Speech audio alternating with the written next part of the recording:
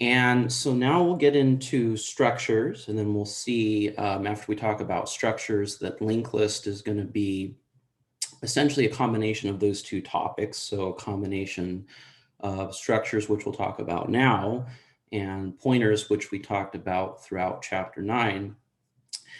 And so the idea of a structure is we're going to have the ability to store, similar to an array, we can store different values together, but they can also be of different types. Because we know with an array, we can certainly also store many different values together, but whenever we declare an array, we always have to commit to one type, right? Whether that's, for example, integer, char, double, etc. Whereas with a structure, we're going to be able to combine values that could potentially have different types together in one entity that we call a struct or structure. And so the idea is we'll see that there are some similarities between structures and arrays in terms of the layout and memory and how things are stored. So we'll see that a structure really has different fields within it, where a field just is another term for variable. And they are also stored back to back in memory, similar to how the elements of an array are stored back to back or together in memory. So first we'll look at the syntax, and then we'll start to look at some code examples.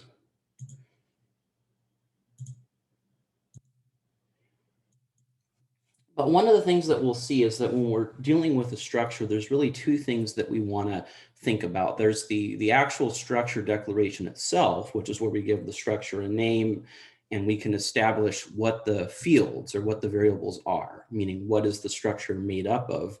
And then there's what we call the object, right? And then in the 200 course, you'll learn about what's called a class, and you'll spend really the whole semester talking about proper object-oriented programming and things like encapsulation and inheritance and so forth. For now, we're just focusing on structures. But it's important to make those distinctions between what we call the structure declaration and the actual physical object itself. And so the idea is when we start creating a structure, we're going to write out and define what the fields are, meaning what are the variables that make up the structure. And then the idea is when we start creating structure objects, each of those objects is going to have space, meaning space and memory for those fields.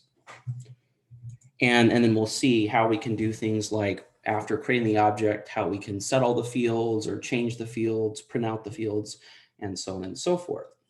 And then we'll really see that structures can be combined with all of the major topics that we've talked about, like functions, arrays, pointers, dynamic memory allocation. All those things can be done with structures as well. Because when we write out a structure declaration, another thing that we're also really doing is we're really, in effect, creating a new type. So just like we can say int x, or maybe int x5, right? If we want to initialize it, we can apply the same kind of idea to a structure object, meaning we can create uninitialized structure objects or initialized or maybe partially initialized, and so on and so forth. So all of those things that we've seen come up before are going to apply here to our structures and structure objects as well.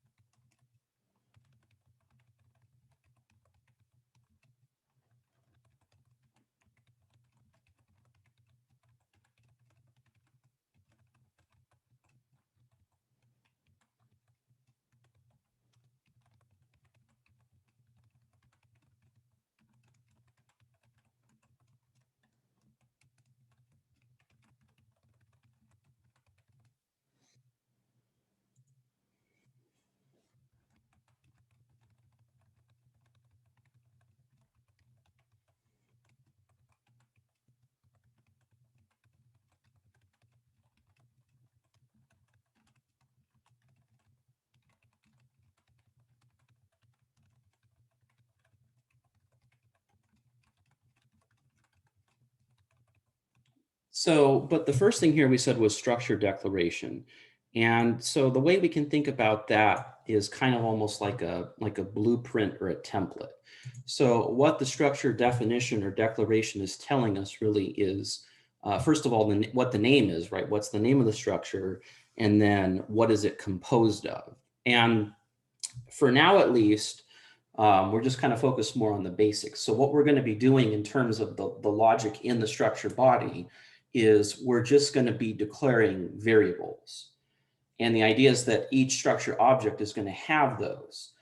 So each object has its own space and memory for each of those fields. We'll see that the fields themselves are stored like an array, meaning back to back in memory, meaning within that object.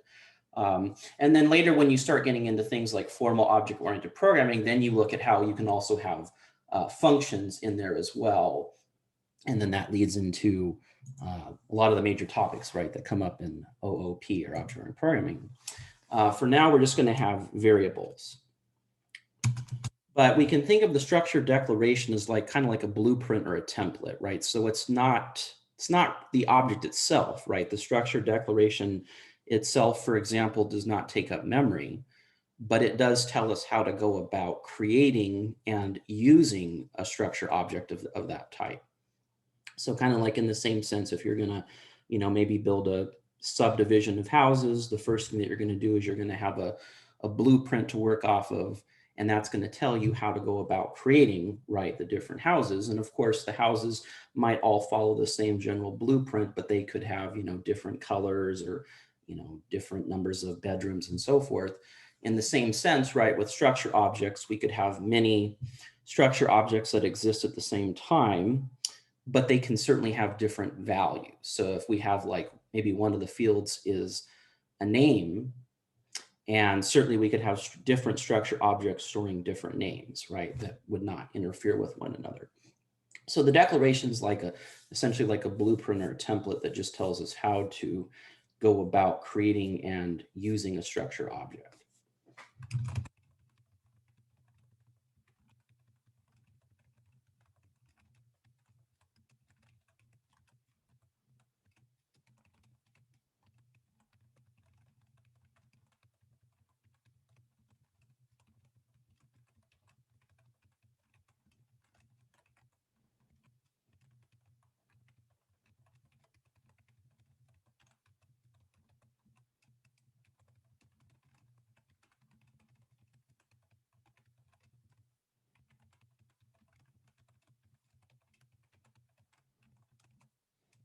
So the first thing is the word struct, and then the name, and we usually, with the structure name or class name, we usually make the first letter capital to help distinguish it from the variable name. So we have the word struct, and then in this case, we're calling it student. And then we have these curly brackets, and then we'll end it here at the end with the semicolon. And then in the curly brackets, we can start defining variables. But those variables represent really what is the object actually made up of, or what does it consist of.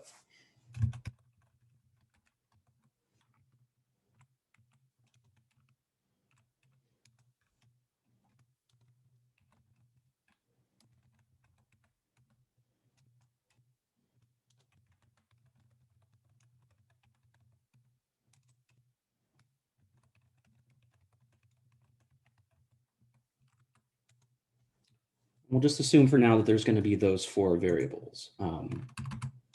So name, ID number, or ID number for short, letter grade, and test score, where in this case they were all four of different types, but we could also certainly potentially have multiple variables that are the same type.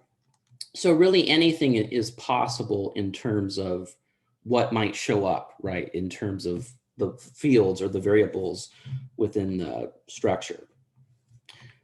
So for example, here we have string, which is not a primitive type because we know that string is a class, but we want to have a field for the name. So we're handling that as a string, which we know is really an array of characters.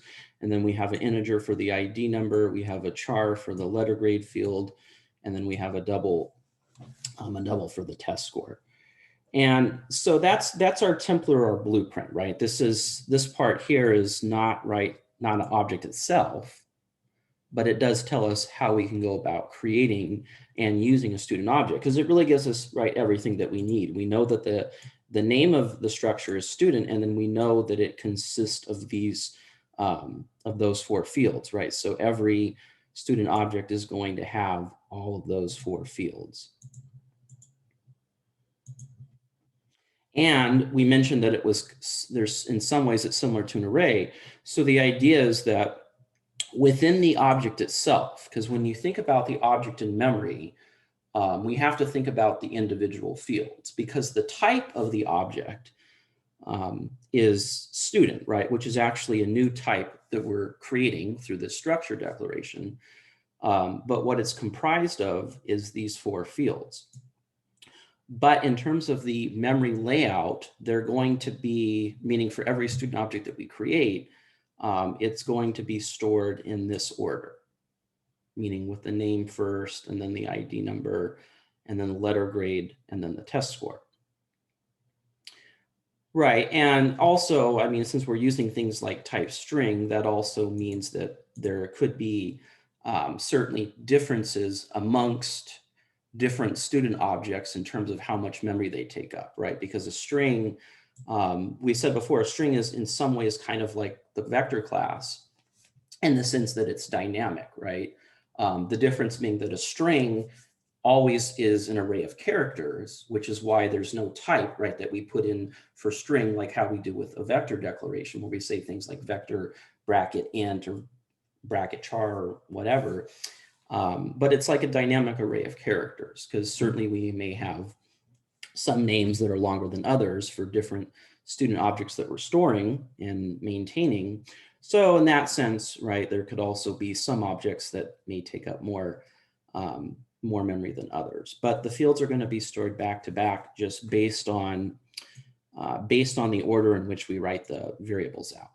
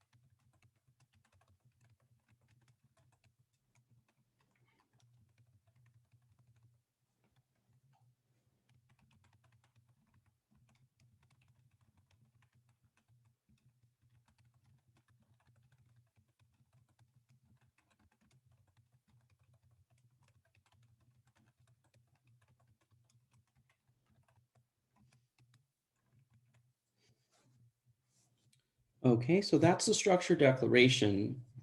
But now we want to think about the other part of this, because if all we have is the structure declaration, then that's not really useful, because then we're not actually using it.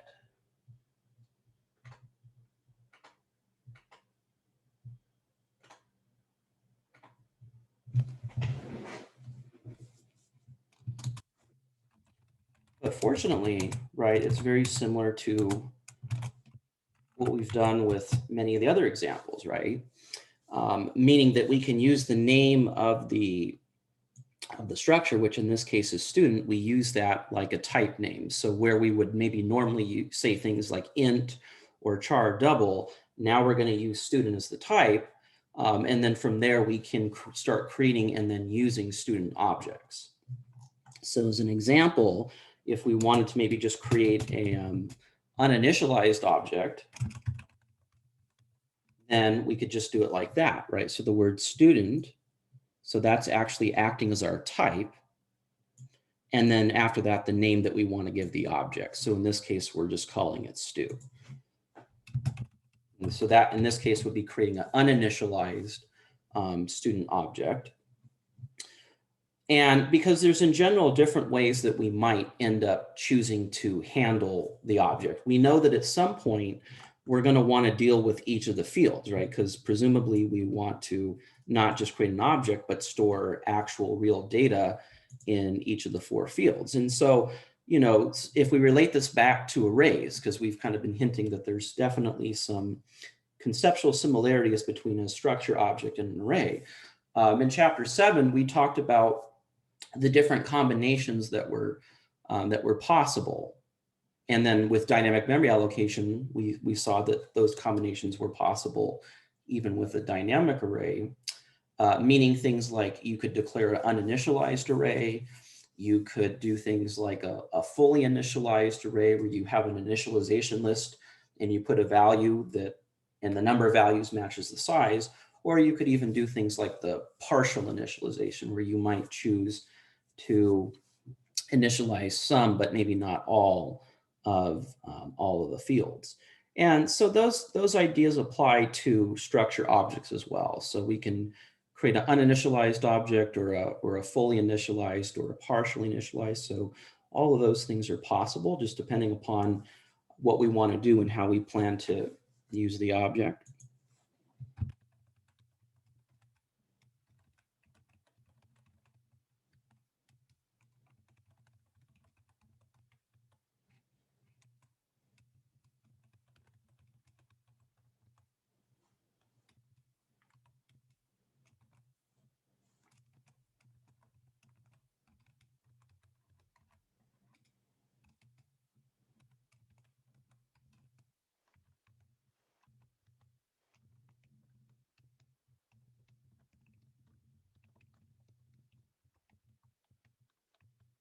And again, we want to think of this in some sense like an array. So if we're going to do things like a full initialization, we just want to always take into account the order that we define the fields up here. So meaning that our list of values should match and line up with our order here. So in particular, the first value here in the initialization list should be for the name, right?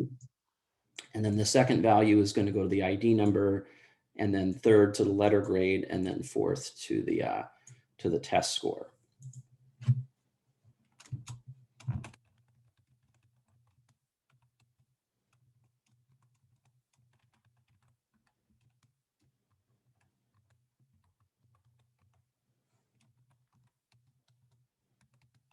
This would be an example of partially initialized.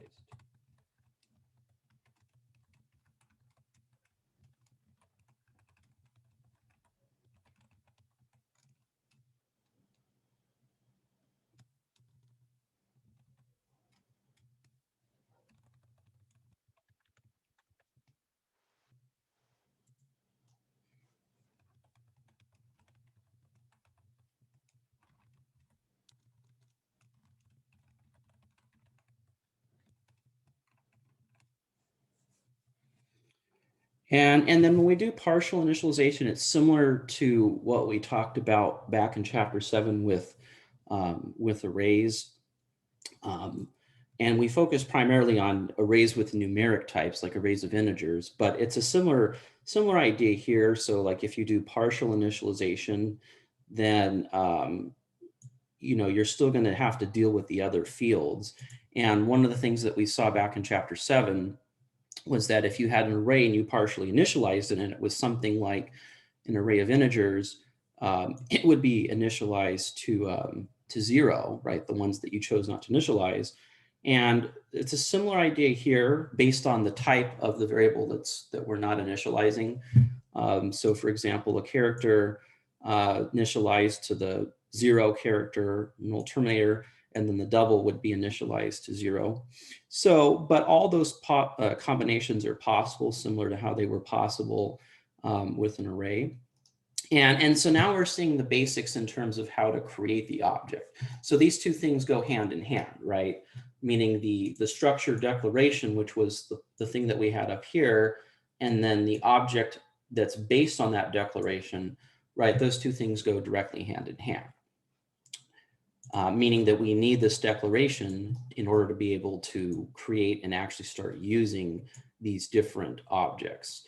And now we said that the declaration itself, meaning the thing that we had up here, didn't take up memory.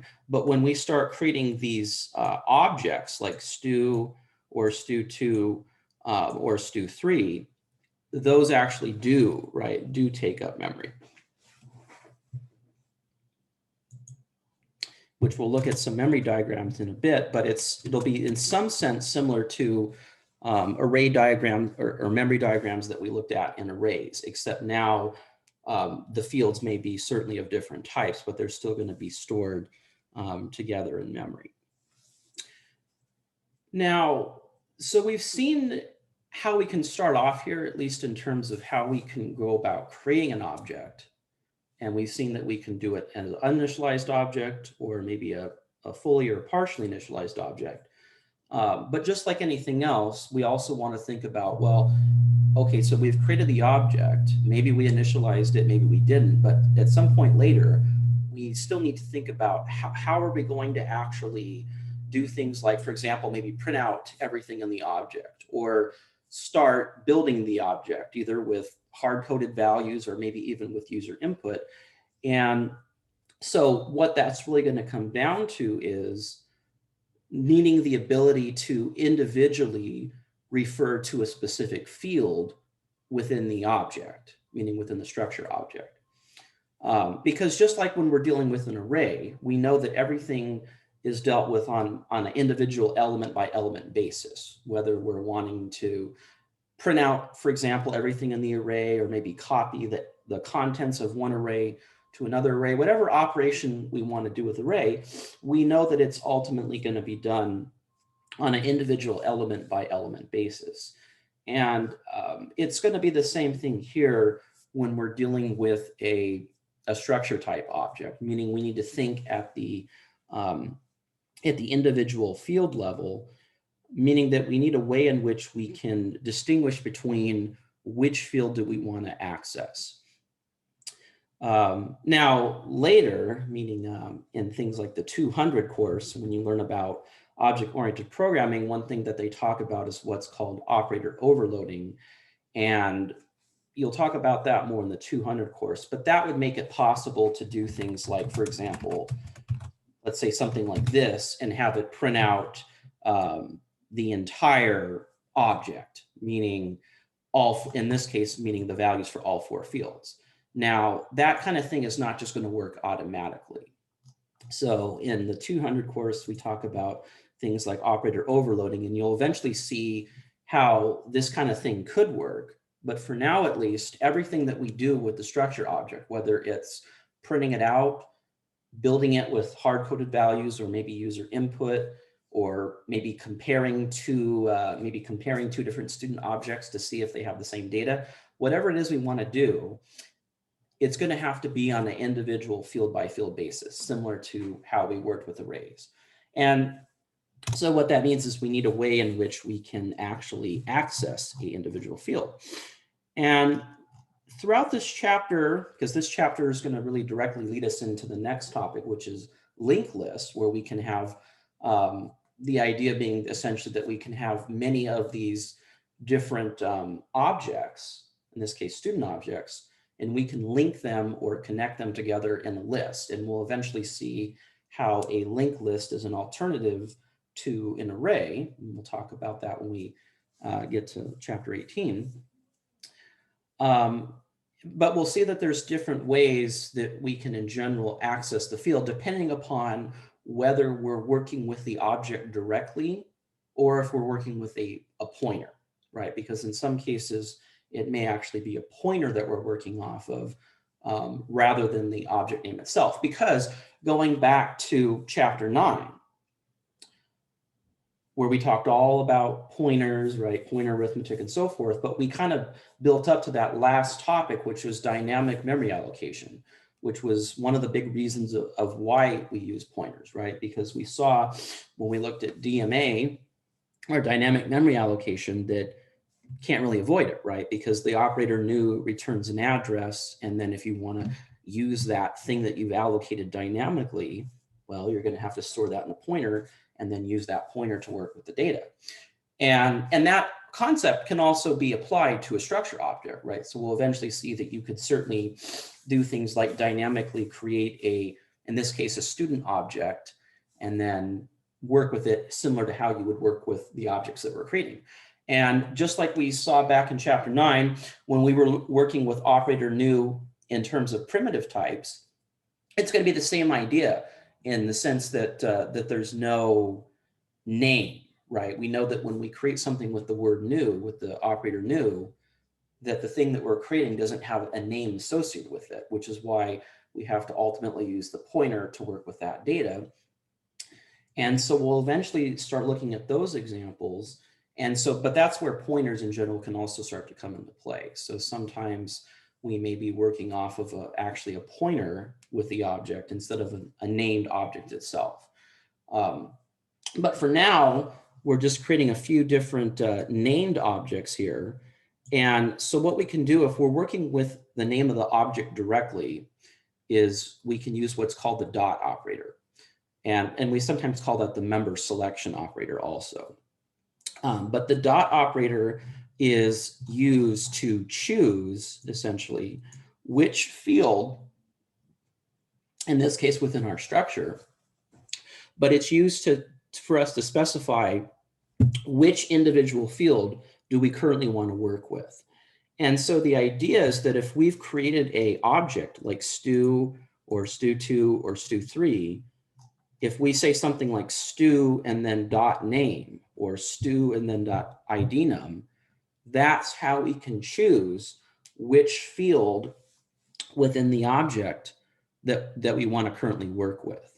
And so if we want to do things like, for example, print out maybe all the data values or all the fields within the object, then we can do that by just one by one using the dot operator to refer to each field, like stu.name, stu.id number, stu.letter grade, and stu.test score. And same idea with anything else that we might want to do, such as building the object with values either hard-coded or coming from user input, or and so on and so forth. So the dot operator can always be used, or it can be used at least if we're working with the name of the object, which is the case for now.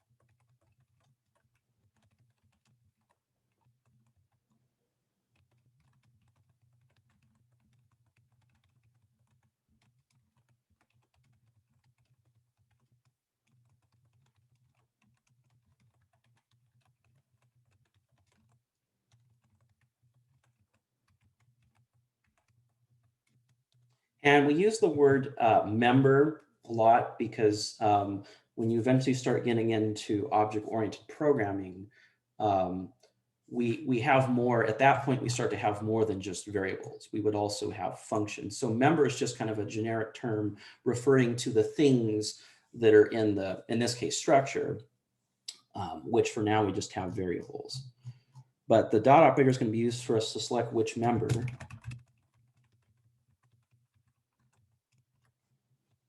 that we want to work with at the current moment in time.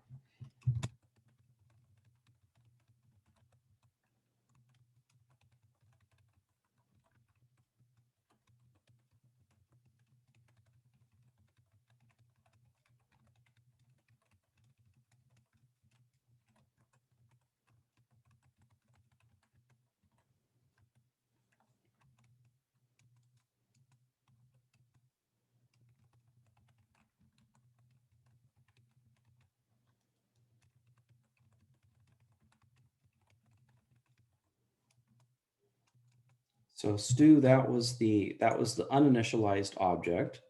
So maybe we wanted it to be uninitialized in the beginning, but now if we're ready to start storing actual data values, well, we can start to set those with the dot operator.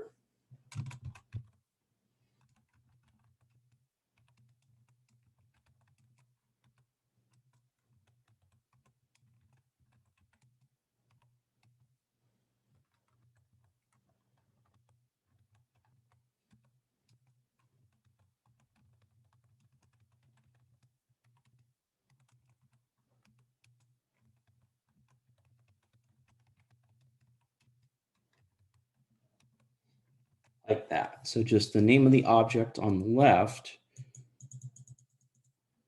on the left of the dot, and then after the dot is just the name of the field. So stu dot name equals, and then whatever value, stu dot id num, and then whatever value, and so on and so forth. So it's in that sense, it's kind of like an array, right? But instead of having index numbers, we're working with named fields or named variables here. So we need to refer to them directly by name. But kind of like an array in the sense that we always distinguish between which location within the structure that we want to work with, in this case, that we want to set the value with. And then similar idea, if we want to do things like print out everything in the structure object, then that would be just a matter of building a cout statement where we refer to each field one by one using, in this case, still the dot operator.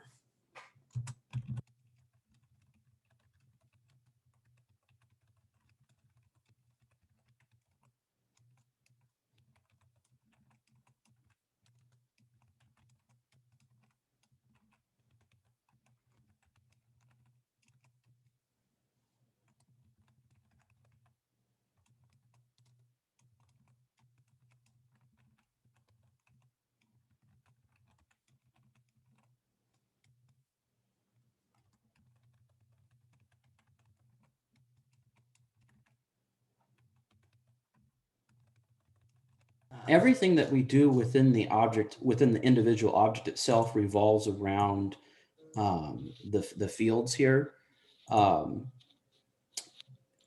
So in that sense, we're always going to be, yes, referring to the different fields by name, like the name field or the ID number or the letter grade. But we will see that you can certainly have things like an array, and then within that array, each element is going to be a structure object. Because the idea is that we can combine really structures with all the major things that we've looked at before. So meaning things like arrays, pointers, functions, it is possible to combine them all.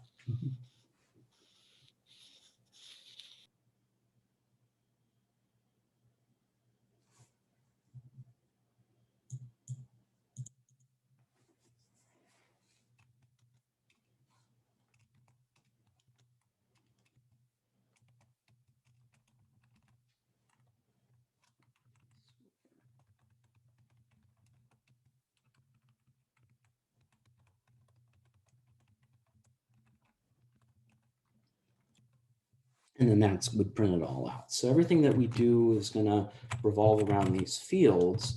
And then when we think about memory, they are going to be stored back to back. So again, that's also a way in which it's similar to an array. So here, if we stored this data, then we would have the name first, and then the ID number is an integer, then the letter grade is a char, and then the test score is a double.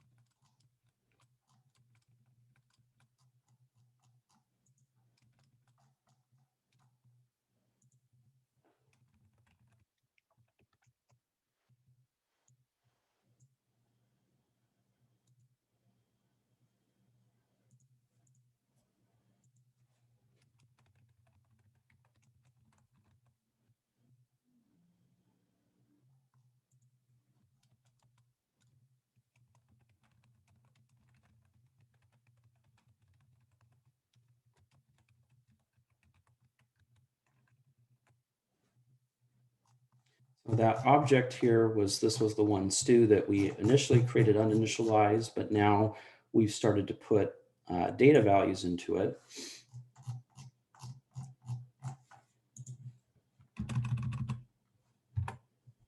And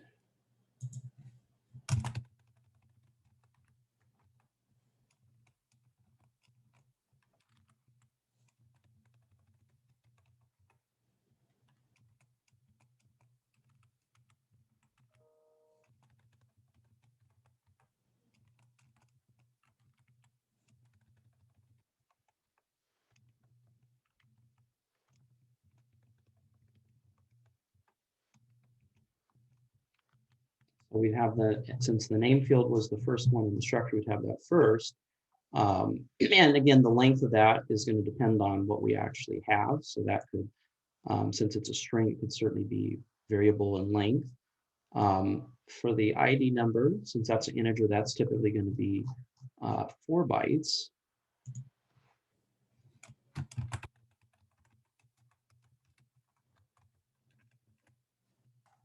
Meaning that value here.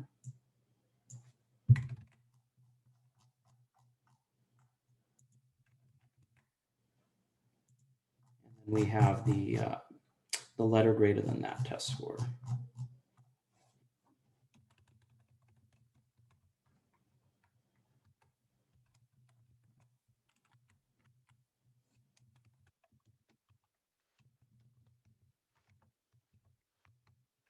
Or the double might be usually 8 bytes.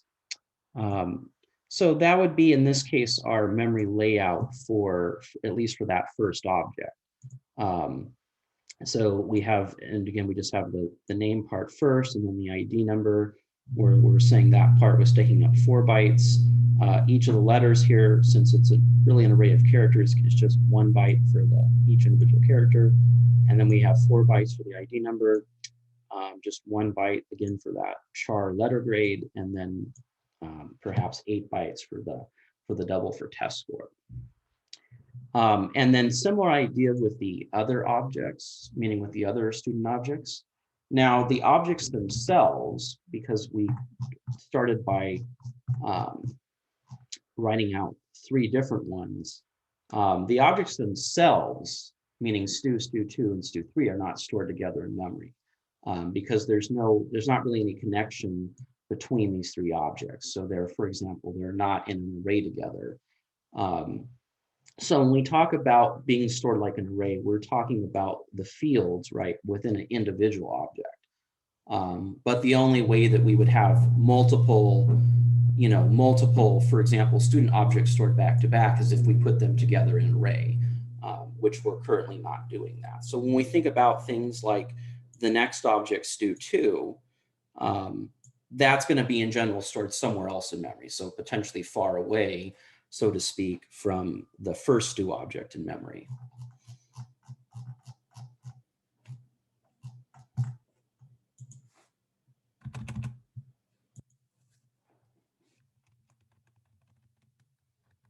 So maybe, for example, stu2, so this up here was where the first one, stu, started at address 20, and then maybe say at address 70, stu starting. And then same idea. So within that object, we would be storing the fields in the same order here. So the name first, and so forth.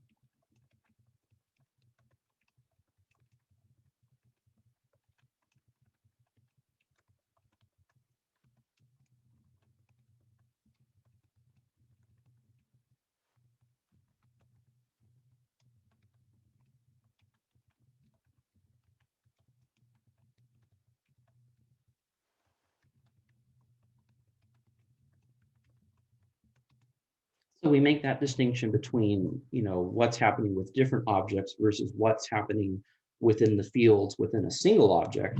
And so this gives us an idea of what's happening in memory. So stu2 and stu, right? There's really no connection between those two objects. In the same sense that if you say, int x, int y, then those are just two unconnected integer variables, right, that have no real association with each other. And we know from our previous discussions in chapter 6 and so forth that when we're declaring things, outside of an array, they're in general not stored next to each other in memory. And the same thing applies here as well when we're dealing with a structure type object. So stu and stu2, those are essentially two unrelated objects, right? There's no direct correlation between them. But when we're talking about the individual fields within a single object, those are going to be stored. Um, those are going to be stored back to back in memory in the way that was shown here. Now, if we actually made an array of objects, then not only would the individual fields within an object be stored back to back, but the objects themselves, right, in the array would be stored back to back. So for example, if we had, let's say we have these same values, but instead of creating two separate objects, stu and stu2, we put them together in an array of size 2. Well, then the difference is in the memory diagram, assuming that it's still, meaning in this case, the array started at address 20, then it would mean that all of these data values for the second object would start right after where the first object ended, right? So for example, at address 38. But that's right, that's only going to happen if you actually put the different objects in an array together, which we'll look at that as well. But now, at least in terms of the basics, we've seen that it really comes down just to using, again, that dot operator, where it's the name of the object on the left and then the name of the field that you want to access on the right. So the dot is how we can select or choose which member that we want to access. And now if we want to do things like an array, then it's very similar to how we would declare an array of a primitive type, except the type now is going to be of the student type.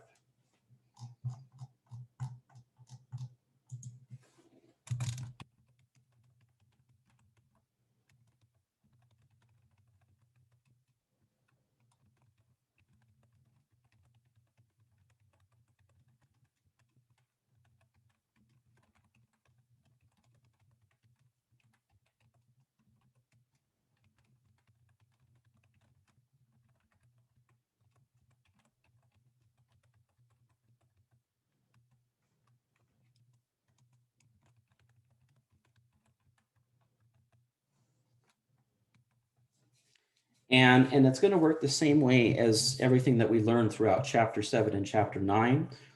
So meaning if it's not a dynamic array, then the size is still going to need to be a fixed value, meaning a constant value.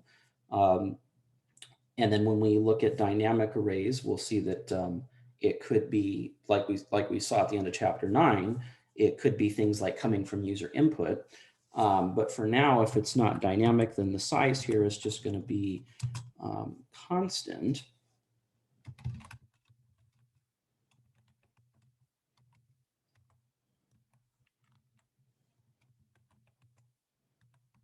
And so that would be one example of the thing that we could do would be create, in this case, the size is maybe just 2, but create an array of size 2. And it's similar to what we've done before, except student is used instead of something like integer for the type. And so this would be an uninitialized, array of 2 different student objects, which would be stored back to back in memory.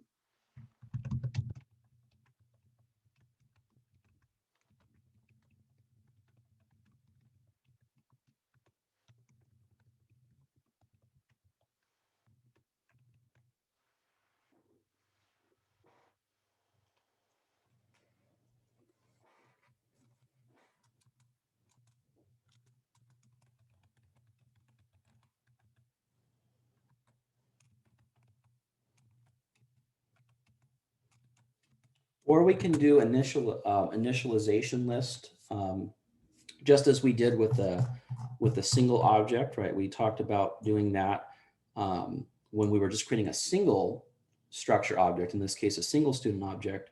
But we can apply the same idea to an array as well.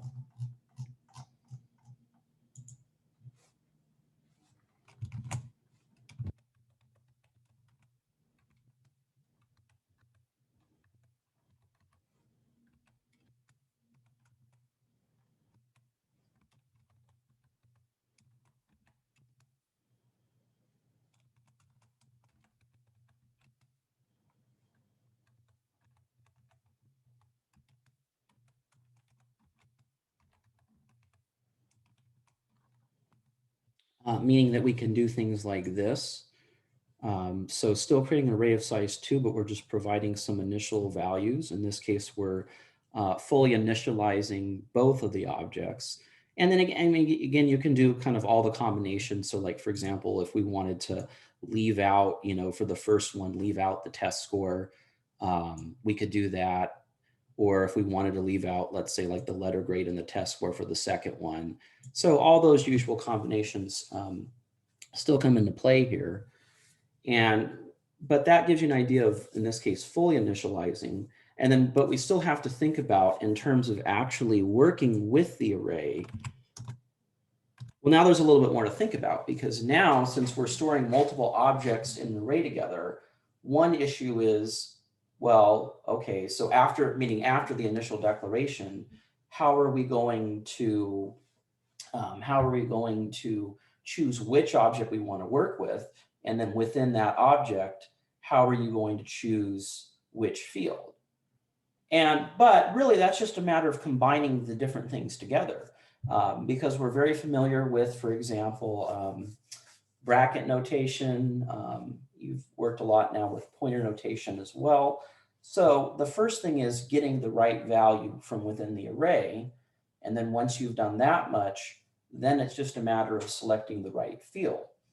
So something like combining the bracket syntax with the dot operator, or perhaps combining things like the pointer offset syntax with the dot operator, right? So either of those is going to be fine in terms of how we can, number one, select which of the objects we want to work with within the array. And then number two, once we've done that, well, which field do we want to work with? So we just need to combine the different things that we're familiar with together in order to ultimately do that.